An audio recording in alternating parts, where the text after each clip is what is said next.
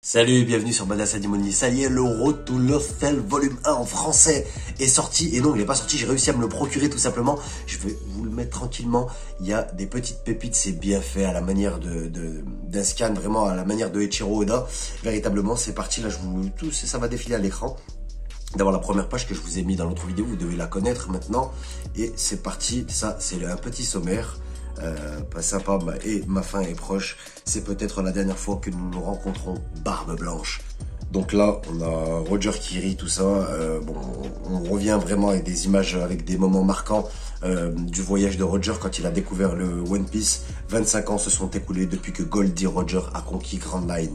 L'âge d'or de la piraterie a débuté avec les derniers mots du roi des pirates. L'homme qui avait obtenu tout ce que le monde avait à offrir. Maintenant, d'innombrables guerriers se disputent son trône. La naissance du nouveau roi des pirates est presque à nos portes. Et là, on nous montre Luffy versus Kaido. Je vous préviens, il n'y a pas trop de spoil. Vraiment, il n'y en a pas du tout. Donc, pour ceux qui suivent que l'animé, vous pouvez largement regarder ce Road to Lost Tale. Vraiment passionnant. On passe à la page d'après. Là, j'ai trouvé ça hyper intéressant. On nous retrace le parcours de Roger. Donc, né il y a 77 ans, né à Lockdown, East Blue. Donc, on ne sait pas il y a combien de temps, quand a été créé l'équipage de Roger. Je pense que si Oda nous cache ça, c'est que c'est important dans la timeline. Donc, on ne veut pas le savoir. Il y a environ 50 ans, s'est fait connaître en tant que Rocky. Donc, dans la création de l'équipage de Roger, donc c'est là qu'il rencontre Riley. Il y a un moment très important. Il y a 39 ans à 38 ans, donc atteint l'île de Lodestar. Il pensait que c'était la fin et finalement il a tout recommencé son voyage de zéro. Il s'est rendu compte que c'était pas la dernière île. Il y a 38 ans à 39 ans, l'incident de God Valley, ça a un rapport, quasiment tout ce fascicule a un rapport avec ma théorie sur Rox Dixebeck, où je reprends un peu tout. Vraiment là on revoit tout. Donc l'incident de God Valley a combattu côte à côte avec son vieux rival Garp. Voilà, donc ils ont réussi à gagner face aux Rox. Il y a plus de détails dans les pages d'après. Il y a 28 ans à 49 ans à contracter une maladie incurable. Voilà.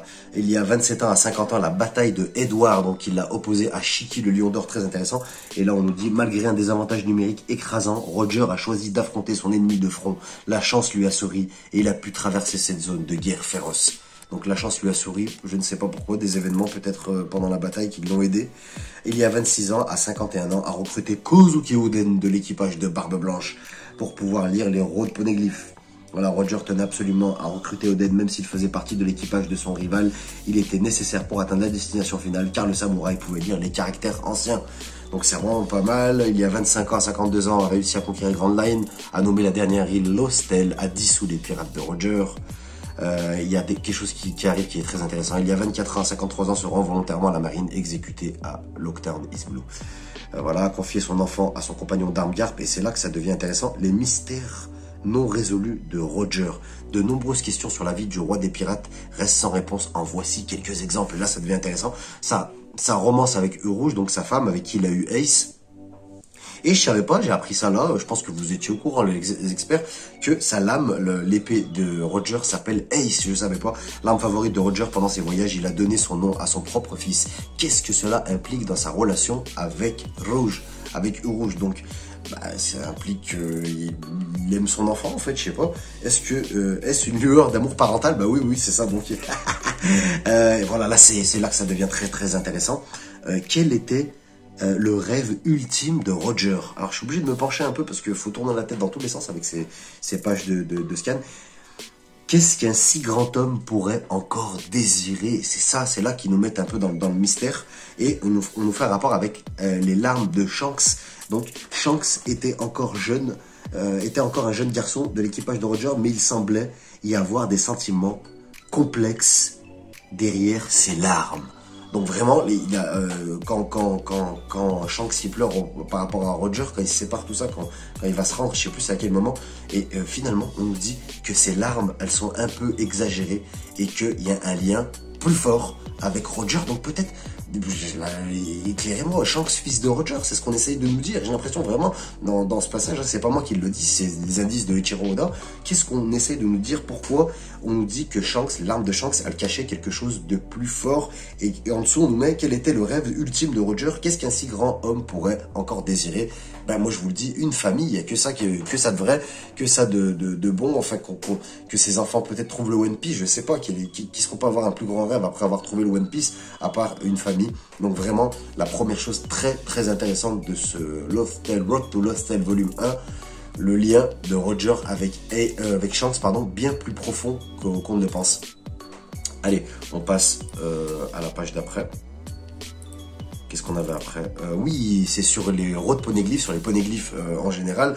On nous retrace un peu tout ce qu'on a trouvé en road poneglyphes, où Roger les avait trouvés également. Et on nous rappelle, hein, ça va avec ma théorie, ma grosse théorie sur la chronologie de One Piece.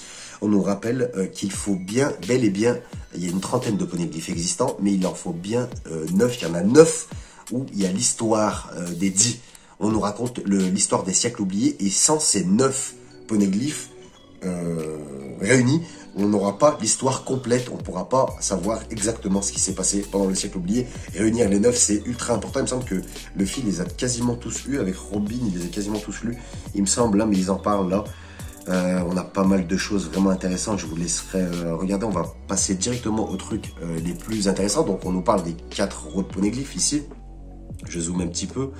On nous rappelle comment on les a obtenus, tout ça. Et surtout, on nous parle du 4e et dernier road poneglyph. Je vous en ai parlé dans ma vidéo précédente. Où se trouve la dernière pierre rouge?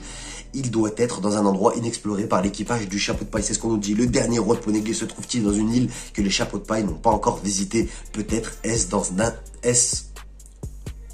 On va se calmer. Peut-être est-ce dans un de ces endroits. C'est pas facile à dire. Allez, on repart sur les suppositions. Donc on voit là, waouh, on voit, je vais vous zoomer tout ça. Ça va pas être de très bonne qualité, mais c'est pas grave. On nous voit Elbaf. Il y a plus de l'île des géants, Elbaf. Donc c'est la première possibilité. La deuxième possibilité, je vous avais dit que c'était Vera, mais là ils ont, c'est un peu modifié, c'est Vira. Et on nous dit la ville autrefois ensoleillée, maintenant victime d'un coup d'état. Mais quelle est cette ville? J'ai pas été me renseigner avant de faire cette vidéo, malheur à moi. C'est pas sérieux tout ça. On voit Nami en train de consulter un livre, c'est elle qui a l'air de parler de Vira. Et en troisième possibilité, on nous propose l'île aux pirates, l'île des pirates, la ruche où Teach, je vous rappelle, Barbe Noire a établi son camp de base. Donc là, on a ces trois gros endroits, et après on essaye de nous disperser un peu en nous disant, mais c'est quand même très intéressant, il y a plus de possibilités aussi. Le monde est vaste avec beaucoup d'îles obscures, l'île de Risky Red, l'île de Raijin, l'île de Mysteria, Balloon Terminal, l'île de Yukiryu, l'île de Kali Bali, l'île d'Aplenine, etc. Donc on essaye un peu de nous perdre, parce que ça c'est des autres exemples d'îles, mais je pense que ça sera une des trois. Je vois pas pourquoi on nous les a mis en gros comme ça pour finalement aller dans etc. Donc non, il y en a plein qui veulent Elbaf, hein, je sais que. Et puis Elbaf, en fait, c'est un peu obligatoire dans le scénario. On sait qu'Usopp il doit aller là-bas par rapport aux géants, c'est tout programmé, tout ça limite, et c'est peut-être pour ça qu'on n'ira pas à Elbaf, parce que Oda il aime pas que les gens s'imaginent très bien la suite. Donc moi j'aimerais bien qu'on aille à la ruche, hein. Je l'ai déjà dit encore une fois, mais je veux un affrontement avec Barbe Noire, les pirates de Barbe Noire, ça serait génial, même si ça fait de la bagarre tout le temps. Et ben c'est ce que j'aime, et je pense que c'est ce que vous aimez après toutes ces années d'attente. Maintenant il faut se fighter, et je pense aussi qu'il va y avoir une nouvelle ellipse. Ça c'est un autre sujet, on en parlera dans une autre vidéo, et ça a déjà beaucoup été dit aussi. Donc voilà la chose très intéressante de cette page, et on passe à la suivante. Encore plus intéressant, c'est sur Rox, les pirates de Rox, et sur Xebec exactement. Il voulait devenir le roi du monde, le pirate tabou Rox dit Xebec. On y est, l'adversaire le plus fort de Roger, égale le fameux Rox, donc le plus fort adversaire que Roger ait affronté. Là on parle d'un adversaire surpuissant, Rox dit Xebec. Il y a 44 ans, formation des pirates de Rox sur l'île des pirates, la ruche. Lui aussi a formé... Ah d'ailleurs c'est drôle, on va faire un petit lien après, d'accord. Lui aussi il a formé son équipage là-bas. On sait qu'il y a Teach, et il va y avoir un lien par rapport à Barbe Noire juste après. Qu'est-ce qu'on a là-dessus? Alors qu'est-ce qu'on nous dit? Un groupe d'individus puissants se réunissent avec la promesse de faire un gros coup. Waouh!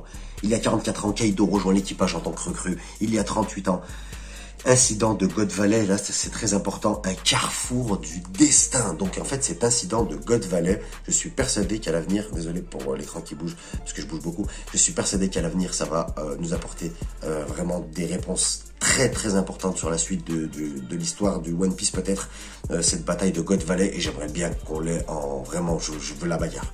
Je la veux, cette bagarre en passé. Je sais pas ce que vous en pensez, vous. Donc là, on parle de l'incident de God Valley. Voilà, donc Roger et Garp luttent ensemble pour sauver un groupe de dragons célestes et leurs esclaves de l'équipage ultime, les pirates de Rox. Donc je vous en avais parlé, vraiment très étrange quand même que ils risquent leur vie pour les dragons célestes et leurs esclaves. Donc vraiment, il y a quelque chose qui est caché et j'espère que vous avez vu ma théorie sur Rox Dixebeck. Rox Dixebeck qui est vivant et qui serait un des membres du Gorosei, le chauve précisément. Et vraiment, on parle trop de Xebec pour pas qu'il soit vivant. Vraiment, je sais pas ce que vous en pensez. On peut pas parler d'un personnage mort comme ça autant et en fait ne pas le faire revenir à la vie, qu'il soit en fait vivant pour le voir vraiment. Et il peut être caché que parmi les membres du Gorosei. Ils se ressemblent, ils se ressemblent physiquement. J'ai apporté déjà assez d'informations et j'en ai une dernière sur Rox Dixebeck, c'est qu'il est petit. Il est pas très grand, Rox Dixebeck, on peut s'en apercevoir sur cette photo, je l'avais déjà vu, et je vais vous montrer quelque chose d'autre, c'est la dernière image qu'on a du Gorosei, vraiment, je vais vous la mettre, et là, on fait vraiment un rapprochement, et il est aussi très petit, il est pas très grand, ce samouraï chauve, et vraiment, ça correspond, l'âge, tout correspond, la taille maintenant correspond, le nez correspond, donc là, ça commence à faire beaucoup sur le membre du Gorosei, qui serait peut-être le chauve avec le katana, le dernier katana maudit. Allez voir ma théorie sur Rox Dixebeck si vous tombez sur cette vidéo. Vraiment, c'est assez intéressant cette photo. Elle me confirme encore plus. On nous dit que le fruit du démon de Kaido est profondément lié à l'incident de God Valley. Le fruit du démon de Kaido semble avoir un lien inexplicable avec son passé. Avec Big Mom, que s'est-il passé après God Valley? Je vous ai dit, God Valley, c'est un lien, je pense qu'on va pas tarder à savoir. Et là, le lien que je vous parlais avec Teach, donc on le sait, hein, mais on va en parler encore un petit peu. Celui qui utilise le nom de Xebec, le navire de Barbe Noire, est connu sous le nom de Sabre de Xebec. Y a-t-il un lien plus profond ici? Avec un point d'interrogation, un point d'exclamation, on nous met la volonté de Rox, ses desseins, pourrait-il encore menacer le monde? Donc est-ce que les dessins, on nous dit là que les dessins, c'est-à-dire les projets de Xebec sont les projets de Teach? Est-ce que Teach essaie de reproduire les projets de Xebec? Je sais pas, j'ai l'impression qu'on essaye de nous...